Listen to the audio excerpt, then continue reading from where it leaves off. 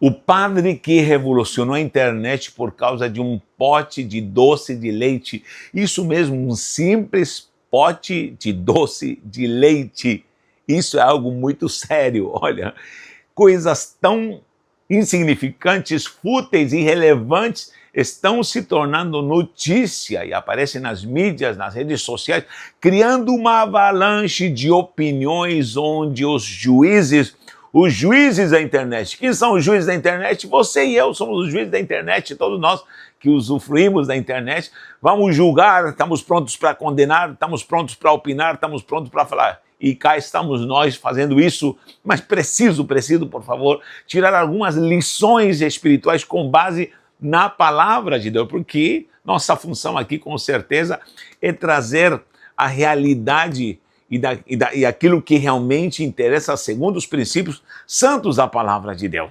Não conheço esse padre, nem quero conhecer, mas esse padre representa uma ala dos que se dizem ministros, sacerdotes, representantes do reino da glória, e nesse contexto estão incluídos pastores, bispos, apóstolos, homens que ensinam como padres também, que representam o evangelho de Cristo. E esses homens, né, que às vezes fazem detalhe de coar o mosquito, às vezes estão engolindo o camelo inteiro. Meu irmão, nós precisamos olhar essa linguagem figurativa que o próprio Cristo falou, coam um mosquito e engolem o camelo. Estão com vontade, às vezes, de fazer questão de detalhes, como é o caso desse padre que propositalmente quis jogar nas redes sociais sua revolta, né, quis lacrar por causa de um preço de um doce de leite, e veio uma avalanche para ele. E o tiro saiu pela culatra e, lamentavelmente, vemos aí toda essa manifestação. Isso já gerou opiniões, problemas e dificuldades até para alguém que ficou sem emprego. E nós precisamos olhar isso, porque nós podemos estar infestados por essa onda de querer coar mosquitos e estamos engolindo o camelo, estamos discutindo problemas tão fúteis, tão nada, tão insignificantes, e às vezes o mundo está desabando em cima de nós, e notícias que são nada viram como notícias as quais vão mudar o cosmos da nossa história, e nós precisamos tomar cuidado com isso, gente. Tome muito cuidado com isso. Mas mesmo assim, com todas essas coisas tão irrelevantes e tão fúteis, precisamos tirar uma lição. Isso é importantíssimo. Olha, eu sou do tempo onde homens que se diziam de Deus eram capazes, preste atenção no que eu vou falar, eram capazes de punir uma adolescente, uma jovem, por usar um batom, Eram disciplinadas, punidas 2, 3 meses sem participar da mesa, do pão e do cálice, porque estavam reprovadíssimas. E esses mesmos ministros representantes da santidade de Deus estavam em pecados terríveis como adultério, roubos, mentiras, corrupção, e lamentavelmente essa balança enganosa sempre existiu no meio daqueles que se dizem servos do Senhor. E olha, eu não estou tirando meu corpo de fora porque sabe que eu sou pastor também e a cada dia preciso ser alinhado com o perfil da santidade da palavra do Senhor. Precisamos olhar isso, em que nível nós estamos como igreja, como representantes da glória desse reino glorioso do Evangelho de Cristo. Eu sempre digo que os 120 em Pentecoste eram a minoria. Perante todo o Império greco-romano, a própria Roma, todas as crenças judaicas que com certeza eram muito fortes, os 120 que seguiram a Mashiach, que seguiram o Cristo, eram 0, alguma coisa, 0,0 alguma coisa em relação a toda a população, mas revolucionaram o mundo com autoridade e com poder. E hoje, aqui no Brasil, só no Brasil, nesse mundo cristão ao redor de todo o planeta, só no Brasil, 85%, 86% de brasileiros se dizem cristãos, seguidores do Evangelho de Cristo. E 85%, não sei se você não entendeu, 85% da população não consegue mudar a história só desta nação. para levarmos essa nação à unidade, já que está tão polarizada entre esquerda e direita. Eu sempre digo, enquanto houver essa divisão nessa terra aqui, não há unidade, não há união, não há bênção de Deus. Falta o Cristo que nos una, falta o Cristo que traga a bênção, virtude e poder. Sabemos que está se cumprindo a Escritura e é o Apocalipse, mas eu creio num reavivamento, já indícios de um reavivamento perante tanta podridão. E esse padre, como poderia ser um pastor, não quero aqui culpar católicos ou evangélicos, não. De uma forma geral, todos nós que representamos o Cristo, ou pelo menos que dizemos que representamos o Cristo, precisamos avaliar os nossos conceitos, onde está alicerçada a nossa fé, onde está alicerçada a nossa vida de testemunho, diante desse mundo que perece e sofre sem salvação. Nós precisamos analisar isso. E eu digo claramente, o que está faltando hoje em dia, categoricamente, comece com isso, está faltando correção. Todo esse distúrbio que está havendo hoje na humanidade, porque esses padres, como eu estou citando aqui, o padre doce de leite, também tem pastores Nutella, tem bispos algodão doce, e há uma greia, um rebanho algodão doce, há uma congregação Nutella, há um público doce de leite que vai gostar desse evangelication, água rasa, que nos levará a qualquer coisa menos aos céus. E nós precisamos prestar atenção. Nessa palavra, mussar em hebraico é correção. Correção. Corrigir alguém, correção. Também é visto como moral, ética. Ética. Hoje no hebraico moderno é visto como moral e ética, mas na Bíblia aparecem muitas passagens com essa palavra mussar, que significa corrigir. Literalmente corrigir, combater a rebelião, combater a desobediência, combater o desvio no caráter e esse desvio dos princípios santos do eterno. E nós somos de uma geração que era corrigida. Não sei você, mas eu fui corrigido. Eu não sou a favor da violência, porém eu vou te falar uma coisa. Chineladas e cintadas, tanto do meu pai e da minha mãe, não me mataram e me desviaram do caminho mal, porque hoje não estaria aqui. Eu fui o que mais apanhei e fui o primeiro a me converter, fui o primeiro a ser separado ao ministério e estou aqui pregando e ministrando. Não estou louvando o ato de ser violento, porque podemos usar, já que estamos evolucionando para tanta coisa boa, podemos apelar para ensinos cognitivos, onde podemos ensinar ou punir ou corrigir sem a necessidade de violência. Porém, todavia, digo, olha, nós apanhamos, nós somos corrigidos e aprendemos na marra.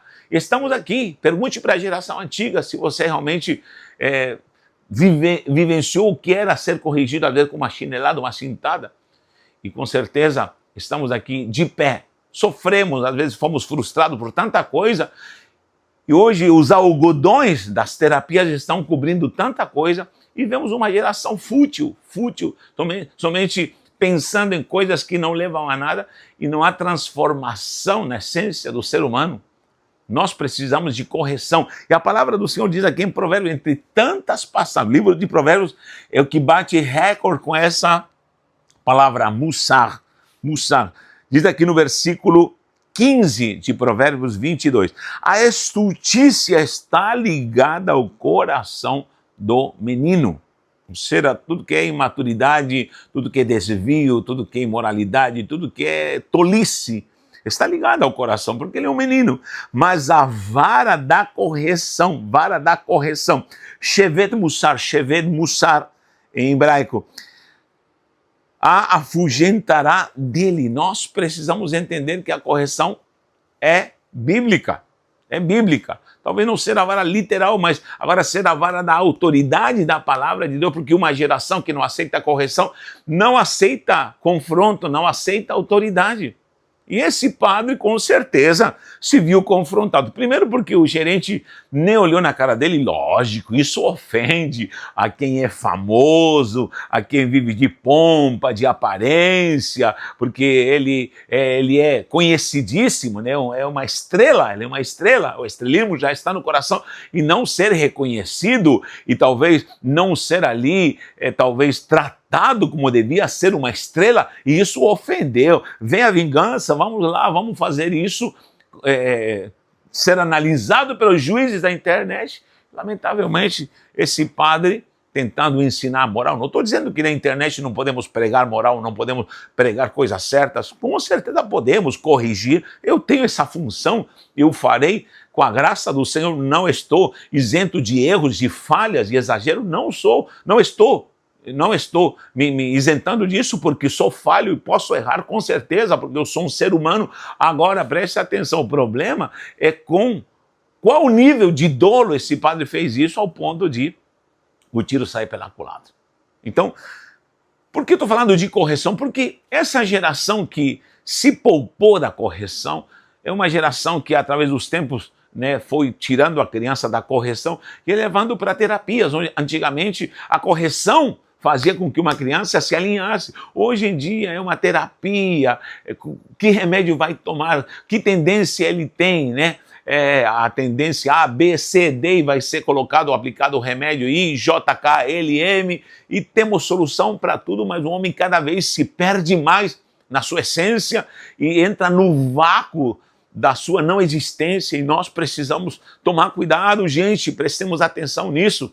E aí surgem essas modas, e elas estão no meio da fé, onde um padre ou um pastor, será quem for que representa a glória do reino, não terá conteúdo e não será o suficientemente estrutural para poder ensinar algo, para trazer algo com moral, e o povo se revolta com isso. Então está faltando instrução. Eu vejo hoje em dia professores, conheço amigos que são professores, eu também já estive muito na sala de aula, e eu vou te falar uma coisa: a imagem do professor está jogada às traças, está aviltada, está desmoralizada. Lamentavelmente, hoje parece que o professor não tem mais soberania na sala de aula, principalmente lidando com jovens e adolescentes. Hoje tem que pisar em ovos, a figura do professor tem que se proteger. Por quê? Porque qualquer palavra pode o comprometer. E isso é sério, porque está criando uma geração doce de leite, como eu estou falando, Nutella, algodão doce, que lamentavelmente desprezou a correção. Aonde nós vamos chegar com isso? Nós vamos chegar ao Apocalipse. Vamos chegar ao Apocalipse. Isso terá um ápice, terá o império maligno do anticristo, terá o império da maldade, da besta, do falso profeta reinando, e com certeza, somente aquele que estiver ligado na graça, na virtude, principalmente, não isento de erros, mas querendo o verdadeiro arrependimento e conversão, alcançará a graça do Eterno. Temos hoje em dia muita gente que não quer mais Mussar. O que está gerando isso? Está gerando uma geração que não vive transparência. Vou anotar aqui transparência. Isso é algo muito importante. O próprio Jesus, Yeshua HaMashiach, ele combateu a hipocrisia dos fariseus, que coavam o mosquito, mas engoliam o camelo. E a falta de transparência é o que faz, muitas vezes, alguém salientar o mosquito e não mostra a essência da sua alma. Quem é esse padre? Quais são as suas tendências? Quem ele é? Querido, nós podemos questionar. Não estou condenando ninguém, somente estou perguntando. São questões que as pessoas devem se fazer. Hoje você está me olhando aqui ensinando, mas você deve se perguntar: quem é esse Natanael que está falando aqui com tanta veemência e autoridade? Quem ele é? É marido de uma só mulher?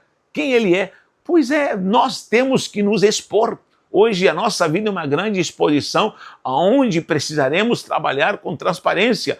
Vamos errar, claro, quem é?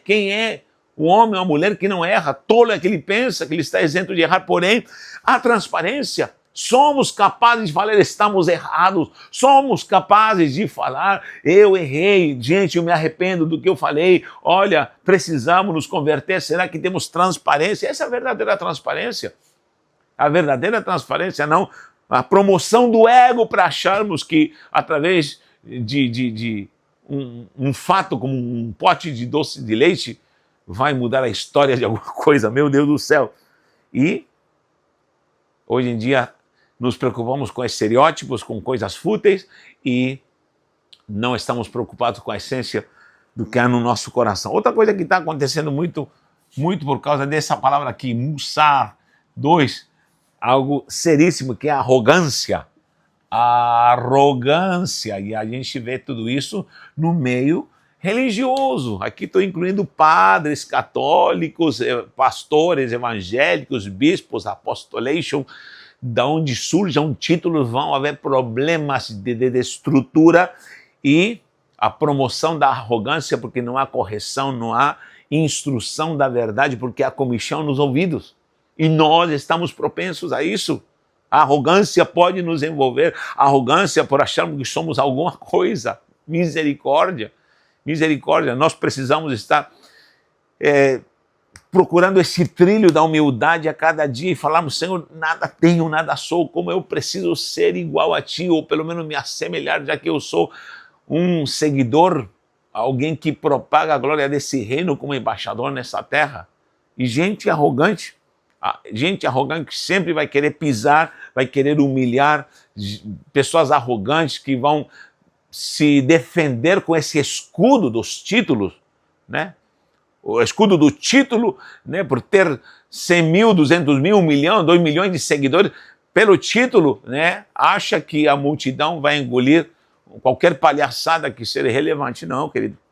Nós precisamos entender que a arrogância só vai nos afundar. E precisamos combater isto, precisamos falar sobre todo tipo de comportamento maligno que esteja no meio da igreja, tanto na liderança, nos pastores, nos bispos, nos padres, aonde seja. Precisamos combater essa arrogância que nos faz achar que por sermos pastores somos melhores do que os outros. Com isso eu não quero condenar a todos os católicos, nem a todos os evangélicos. Por favor, preste atenção. Tem muita gente santa. Você sabia disso? Independente da sua crença. Há muita gente que se santifica. Eu conheço muita gente que se santifica. Porque a igreja evangélica está subdida em tantas ideias teológicas, mas perante tanta briga, guerra e esse digladiar de tantos homens arrogantes, tem gente simples. Tem gente santa, tem gente que vive a simplicidade do evangelho e a questão de caráter. Eu vou te falar algo que talvez você não vai entender, ou talvez você entenda. Eu quero que você deixe um comentário. Eu conheço muita gente que tem caráter, que nunca pisou numa igreja, que nunca professou a Cristo, nunca declarou que Jesus é o Senhor, que tem caráter, que é honesto. Eu sei que as obras não salvam, mas o caráter como estilo de vida é primordial. Eu conheço muita gente que nunca traiu a esposa, conheço gente que nunca roubou. Não vai ser salvo por obra. Claro que não vai ser salvo por obra, porque Cristo nos redime. Agora, se querem se defender com essa questão de querer ostentar e aparecer, eu te digo uma coisa, não se iluda, porque eu conheço muita gente que, repito, nunca pisou numa igreja e tem caráter. Tem caráter. O que nós precisamos ter, sim, é a virtude de sermos transparentes, ao ponto de falar, olha, eu nada sou. E ao mesmo tempo abrir mão da arrogância. Outra coisa que está faltando, e isso é geral, tá? É geral. Ponto 3, profundidade.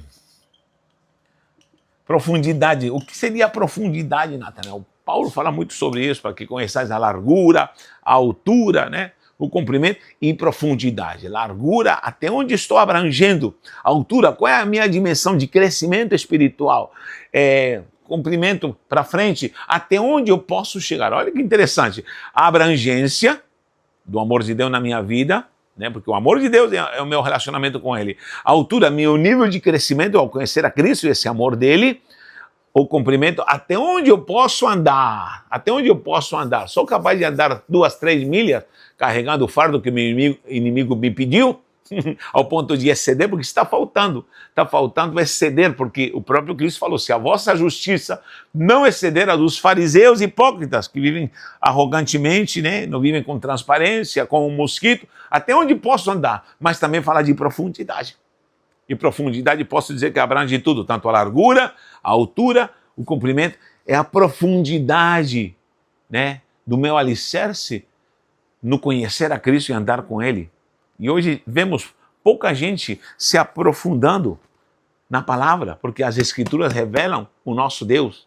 O quanto você se dedica a se aprofundar sem andar com modas e talvez modismos, talvez que surgem dentro da igreja e conversas fiadas de doutrinas de demônios até que nos levam à perdição, porque alguém ensina, porque alguém fala, porque o diz que me diz dessa fé eclesiástica vai nos transferindo através dos séculos, mas na verdade não conhecemos a palavra. E estive em muitas salas de aula já ensinando para apóstolos, para pastores, onde eu percebi que 80%, 90% dos alunos que já eram pastores, já eram bispos, exerciam o ministério, não tinham lido a Bíblia de Gênesis a Apocalipse. Nunca decoraram os livros da Bíblia. Tem até musiquinha, Gênesis, Êxodo, Levítico, Número. Nunca sequer decoraram. Todos tiram 0, 0, 0, 0 nessa estruturação do que é conhecer a palavra de Deus. Nos falta investimento de profundidade. É por isso que vamos ver padres Nutelas, aliás, padre doce de leite, pastores Nutella e tanta gente algodão doce, e essa geração que parece que se afunda, né, no vazio da alma do homem. Além de profundidade, está faltando o mais importante. 4, santidade. Santidade. Kadosh, Kadosh em hebraico é separado. Gente separada. Gente que faça a diferença. Gente íntegra. Gente que realmente queira fazer e cumprir esse papel santo de igreja de Cristo. Precisamos nos arrepender, precisamos nos converter, precisamos buscar a essência do reino, precisamos de correção, precisamos de doutrina, precisamos buscar ao Senhor. Tomara que esse padre se arrependa, como muitos pastores, como muitos bispos, possam se voltar para o Senhor, porque creio que virá um reavivamento. Vamos chegar no fundo do poço. E lá no fundo do poço, como em toda tendência através da época, um tempo de imoralidade levantou a necessidade da busca do poder. E se levanta, e vem progresso, e vem glória, vem virtude, vem avivamento, e novamente vem o comodismo e se afunda novamente. Isso aconteceu com o povo de Israel, essa onda, que não deveria ser assim. Estamos chegando ao fundo do poço. Nessa última hora, eu creio que virá um grande despertar. Isso já está acontecendo na Inglaterra, pesquise sobre isso. A Inglaterra se perdeu tanto no vazio das suas opiniões egocêntricas, humanas, do relativismo, que agora está tão vazia que já, nesses últimos anos, 50% das pessoas que se diziam cristãs e não eram mais, voltaram a buscar ao Senhor. E está havendo uma busca de um reavivamento. Que o Senhor nos converta, porque a gente não vale um centavo, mas Ele nos salvou e nos redimiu. Que o Eterno te abençoe e te guarde. Um abraço e um beijo no seu coração.